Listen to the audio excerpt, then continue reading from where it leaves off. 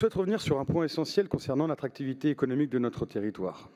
En effet, s'il convient de favoriser l'accueil d'entreprises stratégiques, notamment étrangères, il ne faut pas oublier celles déjà implantées. Je pense en particulier à Anthony Paul, dans les Hauts-de-Seine, qui représente 50 entreprises, un total de 4 000 emplois, dont 1 400 directs, et 400 millions d'euros de revenus annuels, aujourd'hui menacés par un projet résidentiel. Alors, si on ne peut que saluer la construction de logements, en particulier sociaux, cela ne doit pas être à n'importe quel prix, encore moins au prix de la santé de ses habitants et de l'environnement.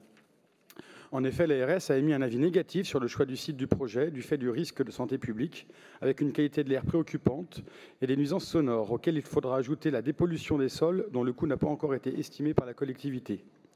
On parle par ailleurs d'un montant passé de 21 à 54 millions d'euros pour l'enfouissement d'1 kilomètre de ligne très haute tension, pris en charge uniquement à hauteur de 8 millions d'euros par la RTE, à laquelle il faudra nécessairement ajouter l'expropriation des entreprises propriétaires.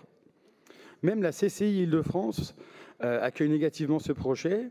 Elle regrette le déclassement de sites d'activité économique qui ne figurent plus comme étant à sanctuariser, comme Anthony Paul. La facture s'allonge donc pour un résultat plus qu'incertain.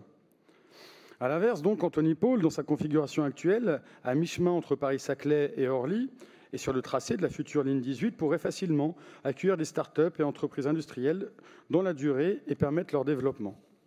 Nous demandons donc qu'Anthony Paul soit sanctuarisé pour garantir la pérennité des emplois existants, mais aussi l'avenir économique de la région grâce aux entreprises de pointe qui y sont implantées. Je vous remercie.